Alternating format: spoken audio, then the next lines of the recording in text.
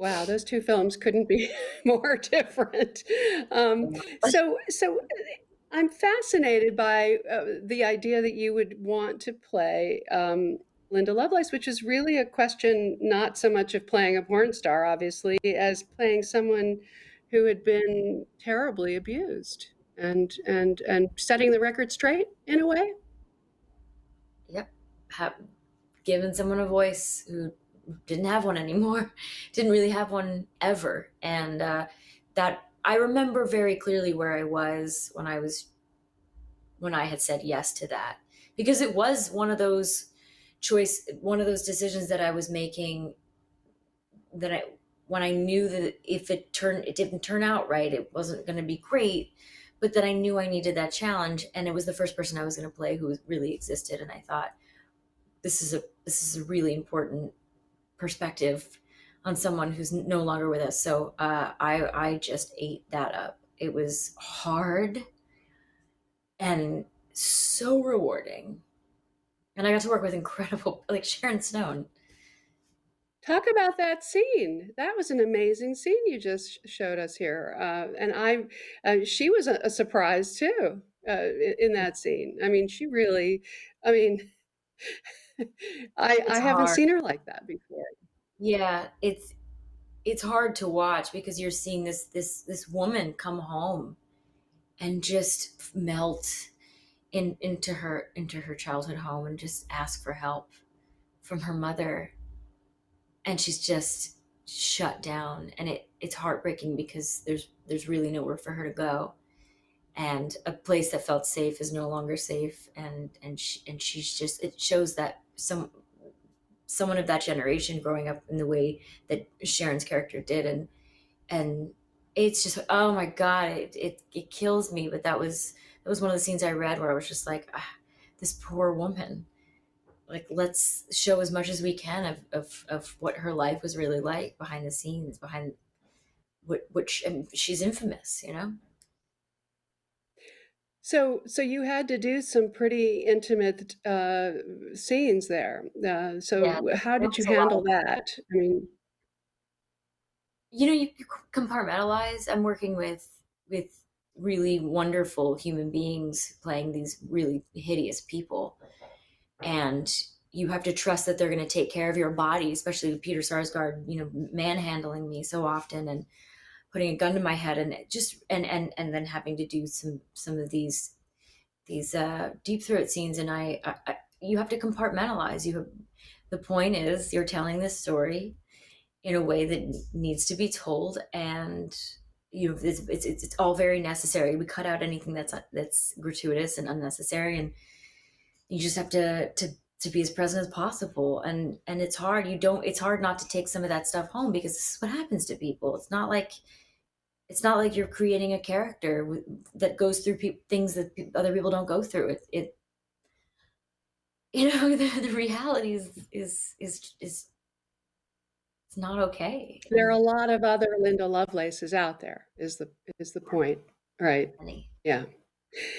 So while we're young is a whole other thing. A New York comedy with Noah Baumbach and that incredible cast, and the young and handsome Adam Driver. So had you any idea that he was going to turn into who he turned into?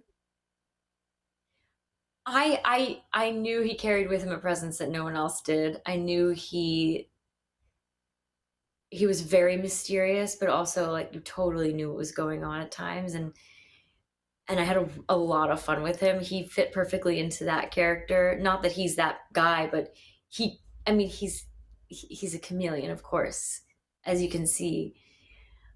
Watching him and Noah work together very closely was really exciting because they totally got each other. And then, of course, Ben too.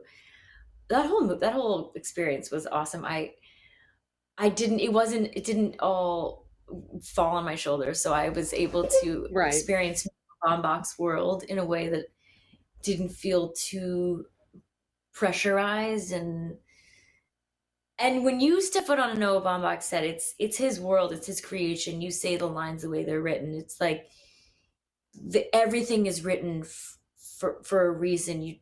you just have to trust, and it's all really funny. And he wants to see a different side of things that my brain doesn't work the same way his does. So it was awesome to step out of myself more, playing someone similar to me, but in a completely different way. I don't know how else to explain it. It was just really it was wacky and awesome. And Naomi Watts and I learned a hip hop routine.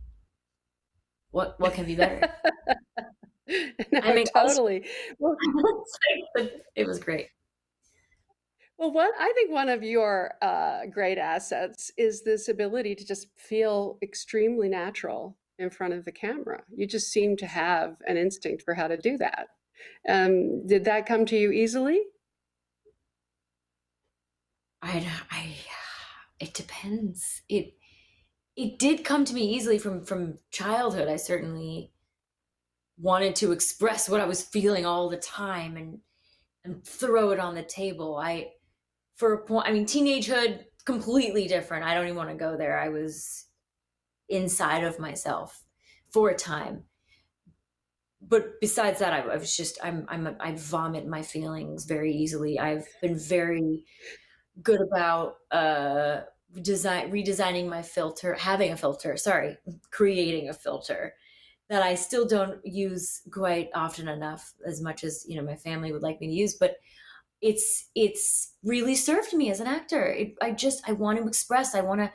Someone told me my face was too animated, and I could have taken that the wrong way, but I decided that it was a good thing. And so what? I have frown lines because I frown a lot when I sleep. Whatever, I feel things and I want to express them, and I guess that's what it is. It's hard not to. So, are you going to go back to the theater? Is that a thing you want to do? It makes me nervous thinking about. It's like yes, of course, yes, I do. I do. All right. I just like, even a year ago, I told my husband, because he's starting to direct theater now, and I said, okay, but the character has to have breaks in between. Like, I'm not going to do that thing where I can only pee in the beginning and then I have no more breaks. I'm on stage the whole time. It's gotta be the perfect role where I get to leave stage. Like, that's my only rule. Yeah, I would love to. I really would. It's it's an incredible experience. All right. So, we are going to look at a clip from First Reformed and Last Word.